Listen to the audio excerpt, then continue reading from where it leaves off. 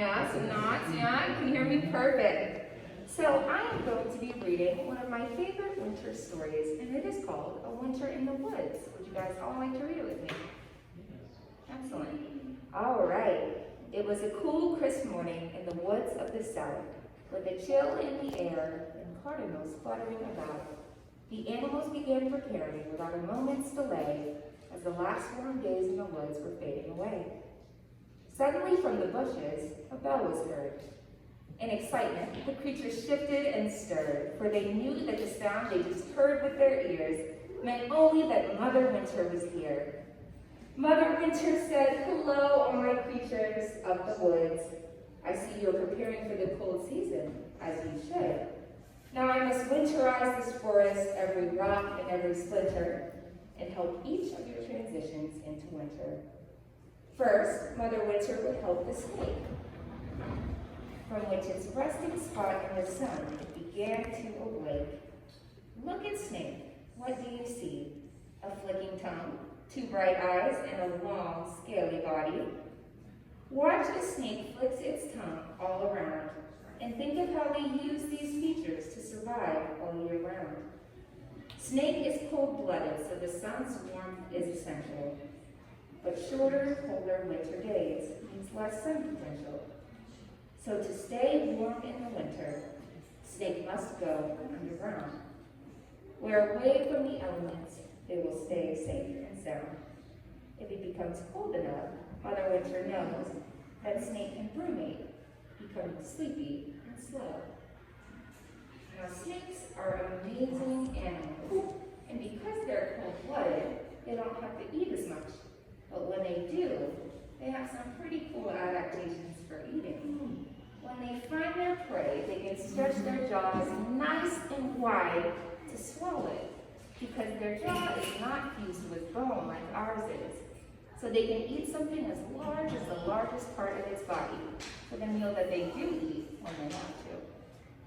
Let's get back to the story.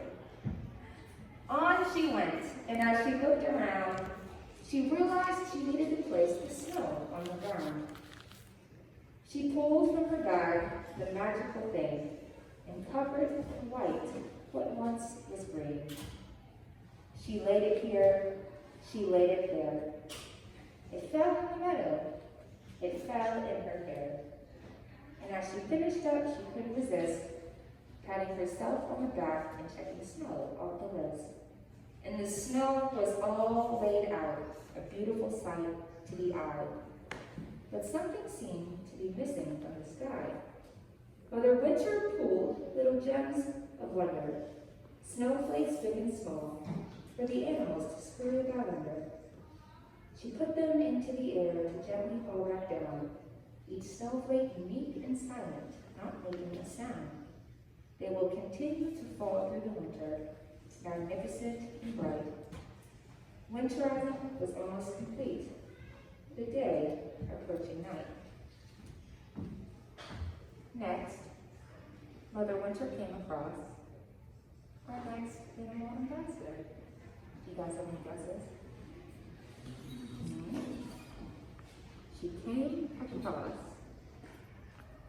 an owl nearby who was seeking advice from Mother Winter with wide black button eyes. This is a barn owl, and when she does come out, you will get a look at her heart-shaped face. This helps her hear all the sounds around her in her space.